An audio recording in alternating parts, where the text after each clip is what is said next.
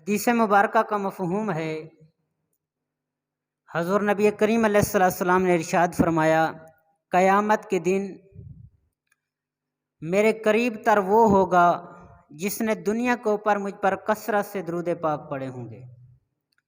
ایک اور حدیث مبارکہ ہے کہ جو بندہ جمعے کی رات اور جمعے کے دن مجھ پر کثرت سے درود پاک پڑھتا ہے، قیامت کے دن میں اس کی شفاعت بھی فرماؤں گا اور اس کے ایمان کی گواہی بھی دوں گا۔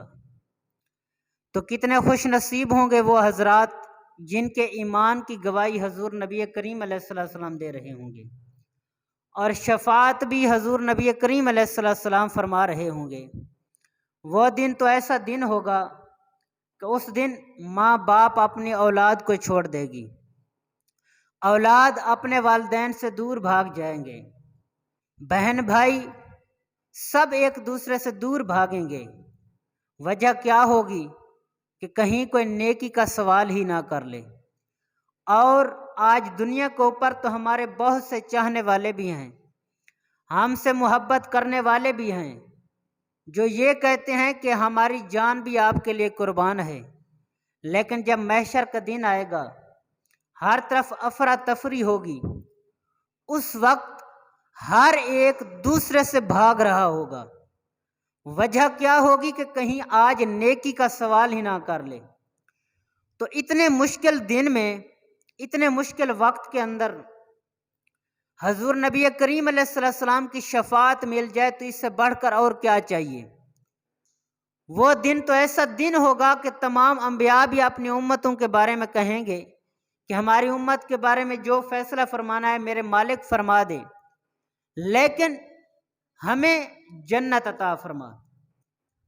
تو اس وقت حضور نبی کریم علیہ السلام اپنی امت کے بارے میں یہ فرمائیں گے، یا میرے مالک میری امت میرے حوالے فرما دے۔ تو کس بندے کو شفاعت ملے گی، کس بندے کو یہ نصیب ہوگا کہ حضور علیہ السلام کا قرب مل گیا؟ تو جو بندہ کثرت کے ساتھ جمعے کی رات کو اور جمعے کے دن کو درود پڑھے، اللہ کا محبوب قیامت کے دن اتنے مشکل وقت کے اندر اس کے ایمان کی گواہی بھی دے گا، شفاعت بھی فرمائے گا۔ تو کوشش کریں کہ آج کے بعد روزانہ کم از کم 50 مرتبہ یا 100 مرتبہ یا 500 مرتبہ یا 1000 مرتبہ پڑھ لیا کریں درود پاک، اور جمعے کی رات اور جمعے کے دن کو کثرت کے ساتھ درود پاک پڑھیں گے۔ تو اب حصول برکت کے لیے ایک مرتبہ درود پاک پڑھ لیجیے، اللہم صلی علی سیدنا و مولانا محمد و بارک وسلم صلی علیہ۔ اسی ضمن میں اس روایت کے ساتھ چلتے ہوئے آج ہمارا موضوع جو ہوگا وہ ہے ایمان، کہ یہ رب کی کتنی بڑی نعمت ہے جو رب نے ہمیں عطا فرمائی ہے، لیکن ہم اپنے ایمان کی قدر نہیں کرتے۔ دنیا کے اوپر جتنی نعمتیں ہیں ان میں سے یہ نعمت بہت بڑی نعمت ہے کہ رب نے ہم سب کو ایمان کی دولت سے مالا مال فرمایا ہے۔ اگر جو بندہ ایمان نہیں لائے گا، کفر کے اوپر مرے گا، تو اس کا جہنم ٹھکانہ ہوگی، لیکن جس بندے نے بھی کلمہ پڑھا ہے، حضور نبی علیہ السلام کی غلامی کو تسلیم کیا ہے، اللہ تبارک و تعالیٰ کو وحدہ لا شریک مانا ہے، تو وہ بندہ جو دل کے ساتھ تصدیق کرتا ہے کہ اللہ تبارک و تعالیٰ وحدہ لا شریک ہے، اس کے سوا کوئی عبادت کے لائق نہیں، اور حضور نبی کریم علیہ السلام اللہ تعالیٰ کے پیغمبر ہیں، نبی ہیں، رسول ہیں، جو دل کے ساتھ ان باتوں کی تصدیق کرتا ہے تو وہ ایمان والا ہے، مومن ہے۔ تو یہ ایمان کتنی بڑی رب کی نعمت ہے۔ اسی ایمان کی بدولت آخرت کے اندر ہمیں جنت نصیب ہوگی۔ کفار آپ نے دیکھا ہوگا کہ بہت زیادہ لوگوں کو مال بھی دیتے ہیں۔ پچھلے دنوں کی بات ہے، ایک عورت نے غریب جو لوگ ہیں، جو معذور ہیں، جن کے پاس اتنی استطاعت نہیں ہے کہ وہ ویل چیئر خرید سکیں، تو وہ اس عورت نے جو باہر کا ملک کی ہے، پاکستان کے اندر بہت سارے لوگوں کو جو معذور ہیں ویل چیئر دیے ہیں. بظاہر تو یہ نیکی ہے، اس نے اچھا کام کیا ہے، کتنے مشکل زدہ کو مشکل کو حل کیا ہے. تو اب یہ کیا ہوگا کہ کیا آخرت کے اندر بھی اس کو یہ صلہ ملے گا؟ تو بھائی بات یہ ہے کہ جو کافر بھی دنیا کے اوپر کسی کے ساتھ بھلا کرتا ہے یا کسی کے ساتھ اس کو تعاون کرتا ہے تو اللہ تبارک و تعالیٰ اس کافر کے لیے دنیا کے اوپر اس کا بدلہ دے دیتا ہے. آخرت کے اندر اس کا کوئی اجر نہیں ہے، کوئی اس کا حصہ نہیں ہے. وجہ کیا ہے کہ رب کو وحدہ لا شریک بھی نہیں مانتے اور حضور نبی کریم علیہ السلام کی غلامی کو بھی نہیں مانتے، حضور علیہ السلام کو نبی بھی نہیں مانتے، تو ان کا آخرت میں کوئی حصہ نہیں ہے. حصہ وہاں اسی کا ہوگا جس نے رب کو وحدہ لا شریک مانا ہوگا اور حضور نبی کریم علیہ السلام کو اللہ کا حبیب مانا ہوگا، آخری نبی مانا ہوگا. تو یہ ہے ایمان کی طاقت. اور اللہ تبارک و تعالیٰ قرآن مجید میں ارشاد فرماتا ہے جو ایمان سلامت لے کر آئے گا تو اس کی جزا کیا ہوگی کہ میں اسے جنت عطا فرماؤں گا. تو جس کو جنت مل جائے تو پھر اس کو اور کیا چاہیے؟ کہ جنت کے اندر سب سے بڑی نعمت کون سی ہوگی پتہ ہے؟ جانتے ہو؟ جنت کے اندر رب تبارک و تعالیٰ اپنے بندوں کو دیدار فرمائے گا. تو اس سے بڑی نعمت اور کون سی چاہیے؟ یہ کب ملے گی؟ جب ایمان سلامت لے کر جائیں گے. تو ہمیں اس بات پر فخر ہونا چاہیے کہ ہم مسلمان ہیں اور مومن ہیں. سامعین محترم، آئیے آپ کو ایک روایت سناتا ہوں. حضور نبی کریم علیہ السلام نے ارشاد فرمایا کہ قیامت کا دن ہوگا، ایک آدمی کو اللہ تبارک و تعالیٰ کی بارگاہ میں پیش کیا جائے گا. جب پیش کیا جائے گا تو اللہ تبارک و تعالیٰ ارشاد فرمائے گا کہ اس کا نام اعمال کو تولا جائے. اس نے جو اعمال کیے ہیں اس کے اعمال کو تولا جائے، وزن کیا جائے. تو وہ بندہ اللہ تبارک و تعالیٰ کی بارگاہ میں گڑ گڑا کر عرض کرے گا یا میرے مالک، تجھے بھی پتہ ہے جو کام میں نے کیے ہیں اور مجھے بھی پتہ ہے کہ دنیا کے اوپر میں نے کون سے کرتوت کیے ہیں، لہذا میری عرض ہی ہے میرے مالک، آپ سب کچھ جانتے ہیں، بغیر حساب کے میرے اعمال کو تولے بغیر، ان کا وزن کیے بغیر، یا میرے مالک جو فیصلہ آپ نے فرمانا ہے فرما دے، میرے اعمال کو نہ تولا جائے. تو رب تبارک و تعالیٰ فرمائے گا اے میرا بندہ، میں نے جو فرما دیا یہ ہو کر رہے گا. وہ بندہ عرض کرے گا یا میرے مالک جو فیصلہ فرمانا ہے، جنت بھیجنا ہے بھیج دیں، جہنم بھیجنا ہے بھیج دیں، میرے اعمال کو نہ تولا جائے. اللہ تعالیٰ فرمائے گا اگر تو اتنا اصرار فرما بھی رہا ہے، اتنا اصرار کر بھی رہا ہے، چلو اس طرح کر کہ کوئی بہانہ بنا لے. رب کی رحمت اس وقت جوش میں ہوگی نا، کہ کوئی بہانہ بنا لے کہ میری یہ نیکی تھی، یہ نہیں لکھی گئی، کوئی بھی بہانہ بنا لے. تو وہ بندہ عرض کرتے یا میرے مالک، پہلے بھی پلے کچھ نہیں ہے، پہلے بھی کچھ نہیں لے کر آیا، اب بہانہ بناؤ وہ بھی تیری ذات کے سامنے. اللہ تبارک تعالیٰ فرمائے گا چلو بہانہ نہیں بناتا، تو یہ بتا کوئی ایسی نیکی ہو یا کوئی ایسا عمل ہو جو تو نے کیا تو ہو لیکن فرشتوں نے نہ لکھا ہو. تو وہ بندہ عرض کرے گا یا میرے مالک، میں نے جو کچھ کیا ہے سب کچھ فرشتوں نے لکھا ہے، وہ تو معصوم ہے، خطا کرتے بھی نہیں ہیں. تو اس وقت اللہ تبارک و تعالیٰ فرمائے گا اے میرا بندہ، اگر تو اصرار کر بھی رہا ہے کہ میرے اعمال کو نہ تولا جائے، میرے پلے کچھ نہیں ہے، نیکیاں نہیں ہیں، کچھ بھی نہیں ہے، تو ہمارے پاس ایک تمہاری امانت موجود ہے، پریشان نہ ہو، آج وہ امانت ہم آپ کو دیں گے. تو وہ بندہ عرض کرے گا یا میرے مالک کون سی امانت ہے، میں نے تو کچھ دیے نہیں ہے. تو رب تبارک و تعالیٰ فرمائے گا کہ اس کے سارے گناہ ایک پلڑے میں رکھو اور ایک پرچی ہوگی جو چھوٹی سی ہوگی، اس کو ایک پلڑے میں رکھا جائے گا. تو اس وقت وہ پلڑا بھاری ہو جائے گا جس میں پرچی رکھی جائے گی، تو صدا آئے گی کہ कामयाब हो गया, मुबारक हो, तो फरिश्ते लेकर जन्नत में जा रहे होंगे। वो भी उस वक्त खुश होगा, अपने हाल में भी नहीं होगा, इतना खुश होगा जब जन्नत के दरवाजे पर जाएगा, जाकर वहां खड़ा हो जाएगा कि मैं जन्नत नहीं जाता। हैरानी की बात है, जो पहले गिड़गिड़ा रहा था कि या मेरे मालिक मेरा अमाल को ना तोला जाए, अब वही बंदा इसरार कर रहा है मैं जन्नत नहीं जाता। फरिश्ते कहेंगे मामला क्या है, मुझे समझ नहीं आ रही। तो वह बंदा अर्ज करेगा, है फरिश्तों, बात दरअसल यह है कि मुझे होश आ आया है, जिस पर्ची की वजह से मुझे जन्नत मिली है, जहन्नम से छुटकारा मिला है, मेरे ऐब को छुपाया गया है, मेरे गुनाहों को छुपाया गया है, पता तो चले वो चीज क्या थी। तो उस वक्त फरिश्ते लेकर अल्लाह ताला की बारगाह में आएंगे, रब तबारक व ताला की बारगाह में अर्ज करेंगे, या मेरे मालिक पहले ये कहता था मेरे अमाल को ना तोला जाए, अब ये जन्नत नहीं जाना चाहता। अर्ज करता है कि मेरे वो कौन से अमल थे, कौन सी पर्ची थी जिसकी वजह से जन्नत मिली है। तो रब तबारक व ताला फरमाएगा, इसे बता दो, चलो इसकी ये हसरत भी ना रह जाए, जो दुनिया के ऊपर तूने ला इलाहा इल्लल्लाह मुहम्मदुर रसूलुल्लाह पढ़ा था और ईमान लेकर आया था, वही ईमान तेरा हमारे पास अमानत था। उस ईमान की बरकत से उसे जन्नत मिलेगी।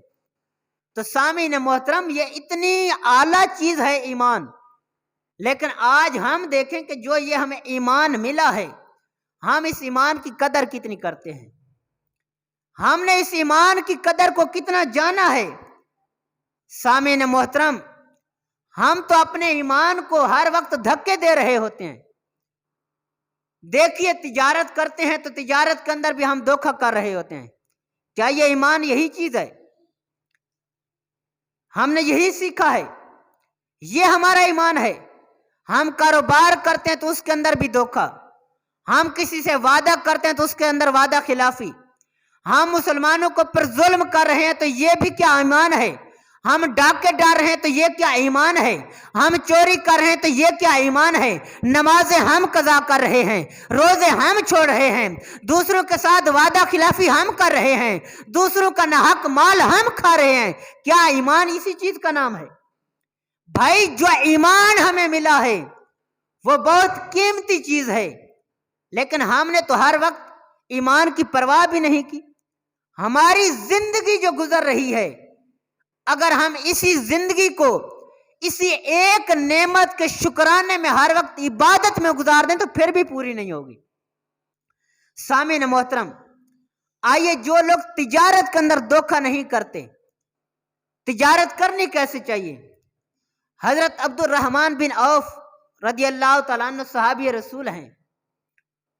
जब इन्होंने तिजारत शुरू की तो तिजारत के अंदर चंद दिनों के अंदर ये बहुत अमीर कबीर हो गए थे। जब इन्होंने आड़त बनाई थी, काम शुरू किया था, कारोबार शुरू किया था, तो और सहाबा कराम फरमाते हैं, ए अब्दुर्रहमान बिन औफ, आपने तो बड़ा पैसा जमा किया हुआ था और छुपा कर रखा हुआ था, इतने जल्दी अमीर हो गए। तो वह आगे से कहते हैं, ए मेरे भाइयों, बात यह है दरअसल कि मैंने पैसा छुपा कर नहीं रखा, मैंने जो तिजारत की है उस तिजारत के अंदर तरबियत फरमाने वाले मुस्तफ़ा थे। मेरे नबी करीम अलैहिस्सलाम ने फरमाया, अब्दुर्रहमान बिन औफ, तुम तिजारत तो कर रहे हो, लेकिन याद रखना कि जब तुम कोई ऊंट खरीदो तो आपके पास कोई गाहक आ जाता है, तो उस ऊंट की एक रस्सी भी अगर आपको बच रही है मुनाफे के अंदर तो उसे फरोख्त कर देना। ये ना करना कि मैं 1000 लूंगा, मैं दुगने कमा लूंगा तो उस वक्त फरोख्त करूंगा, ये नहीं करना। माल को आपने चलाए रखना है, तो इंशाअल्लाह इसकी बरकत से आप देखेंगे कि आप मालदार हो जाएंगे। तो इसी वजह से कि थोड़ा सा भी नफा लेकर कारोबार को बढ़ाते गए तो वो उस वक्त बहुत जल्दी अमीर हो गए थे। आज हमारी कैफियत क्या है कि हम कहते हैं कि एक पैकेट किसी चीज का लिया तो इसी के अंदर से हमने अमीर होना है। 10 रुपए का लिया है तो जब तक हम 30 का नहीं बेचेंगे हम इसको फरोख्त नहीं करेंगे। तो होता क्या है कि वो 30 वाला पड़ा ही रहता है, फिर कहते हैं कारोबार के अंदर बरकत नहीं है। तो भाई थोड़ा सा नफा ले लो, उसके अंदर बरकत होगी। तो सामीन मोहतरम, ये है ईमान। हमने अपने ईमान की हिफाजत करनी है। तो इसका एक और तरीका भी है कि कलमा शरीफ जो हम पढ़ते हैं, जिसके जरिए से हमने ईमान हासिल किया है, जब सोएं तो आखिरी लफ्ज हमारी जबान पर हूं, ला इलाहा इल्लल्लाहु मुहम्मद रसूलुल्लाह। इमाम शाफी लिखते हैं कि जब सोएं तो आखिरी लफ्ज हमारी जबान पर कलमा शरीफ हो, और जब सुबह उठें तो सबसे पहले जो जबान पर लफ्ज आना चाहिए वह ला इलाहा इल्लल्लाहु मुहम्मद रसूलुल्लाह आना चाहिए। इसका फायदा क्या होगा? तो जब हम बार बार तकरार करेंगे तो जिस चीज का तकरार किया जाए वो करार पकड़ जाती है, यानी जबान पर वो जारी हो जाती है। इसका फायदा ये होगा कि हर वक्त जबान इस विरद से तर रहेगी, कलमा शरीफ हर वक्त जबान पर जारी रहेगा, और ये आदत होगी कि जब सोते हैं तो उस वक्त भी कलमा, जब उठते हैं तो उस वक्त भी पहले कलमा। तो जब रात को फरिश्ते उस किताब को बंद करते होंगे जिसके ऊपर लिखा जा रहा होगा, तो आखिरी लफ्ज कलमा शरीफ, जब सुबह किताब की इब्तिदा होती होगी तो उस वक्त भी सबसे पहले कलमा शरीफ होगा। और ये तो आदत थी, जब बंदा जाएगा कब्र के अंदर तो जब जाने लगेगा तो उस वक्त भी इंशाल्लाह उसकी जुबान पर कलमा तैयबा जारी होगा, और जब वहां फरिश्ते उठाएंगे तो सबसे पहले उसकी जुबान पर ला इलाहा इल्लल्लाह का विर्द होगा। तो फरिश्ते कहेंगे हम क्या पूछे, जो पूछना था वो तो पहले बता रहा है।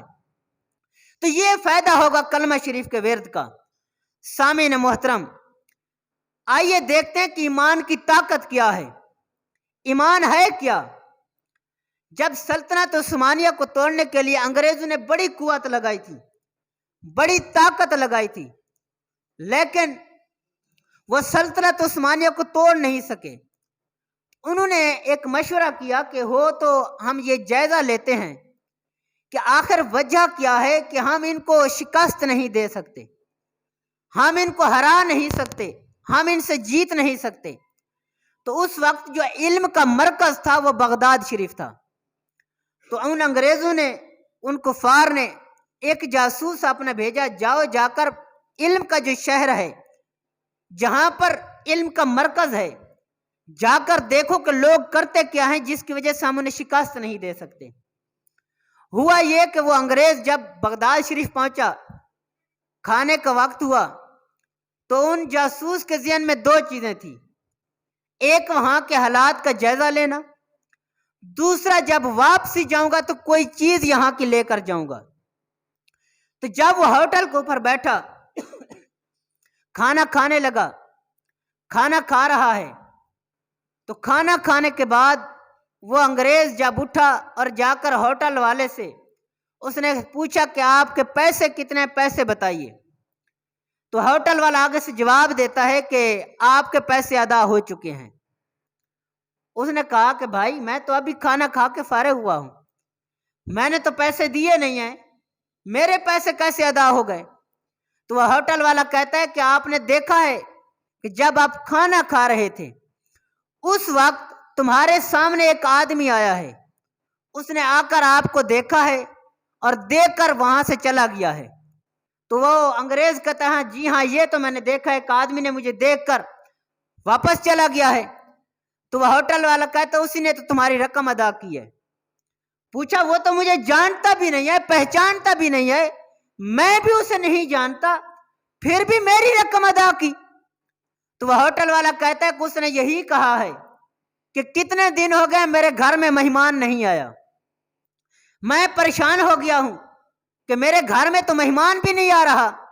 चलो आज जाता हूं होटल के ऊपर, देखूंगा जो खाना खा रहा होगा उसका पैसे मैं अदा कर दूंगा, चलो मेरी तरफ से मेहमान बन जाएगा। जब उस अंग्रेज ने यह बात सुनी तो हैरान हो गया कि जो पहचानता भी नहीं, जानता भी नहीं, और वह इतना आशिक रसूल है, इतना ईमान का पक्का है कि जानने के बावजूद भी मेरी रकम अदा कर गया है। तो वह बड़ा परेशान हुआ, हैरान हुआ, और उसने सोचा कि हम इन लोगों को कैसे शिकस्त दें जो ईमान के इतने कामिल हैं। फिर उसने सोचा चलो वापसी तो जा रहा हूं, कोई चीज तोहफे के तौर पर लेता जाऊं। बाजार के अंदर जाता है, जाकर देखता क्या है, एक कपड़े की दुकान है। उसके ऊपर जाकर पूछता है कि भाई ये कपड़ा मैंने लेना है, पसंद किया, ये कपड़ा मुझे कितनी कीमत में देंगे? उसने आगे से कहा भाई बात यह है कि कीमत की बात बाद में होगी।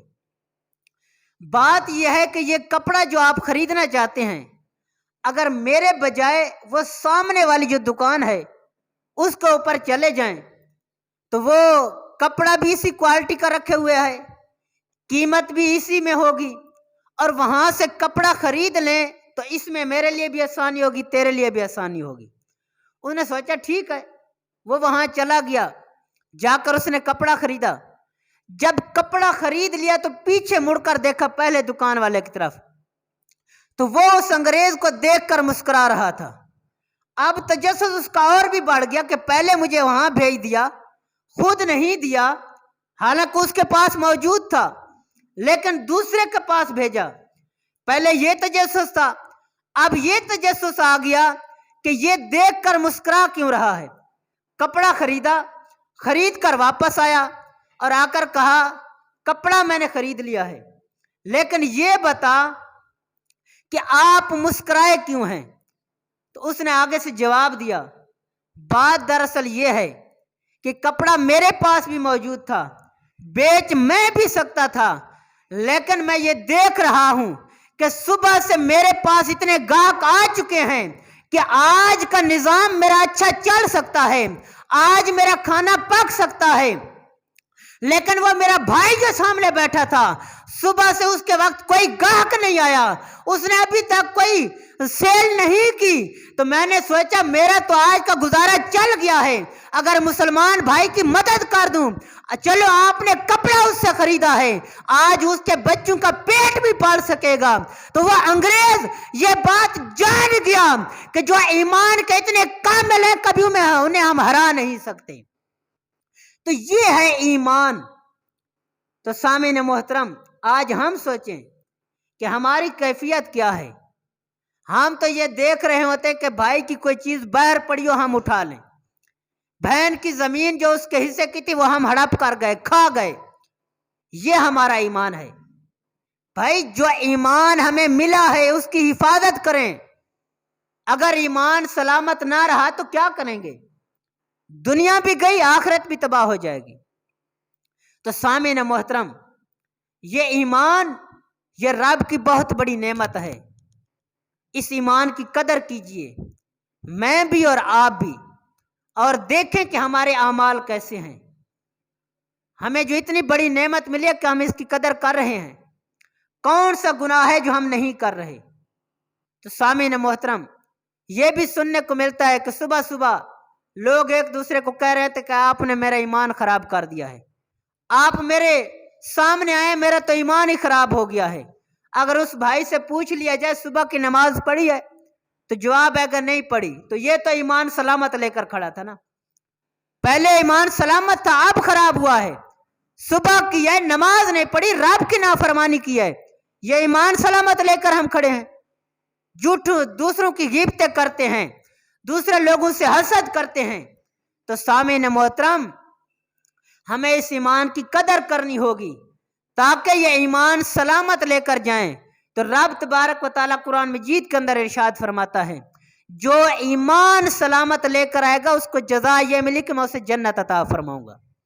तो अल्लाह तबारक व तआला हम सबको ईमान की सलामती अता फरमाए, ईमान पे जिंदगी गुजारने की तौफीक अता फरमाए, और ईमान पर ही हम सबको अल्लाह तबारक व तआला मौत अता फरमाए। अल्लाह तबारक व तआला जो कुछ सुना सुनाया इस पर अमल करने की तौफीक अता फरमाए। वमा अलैना इल्लल बलाग।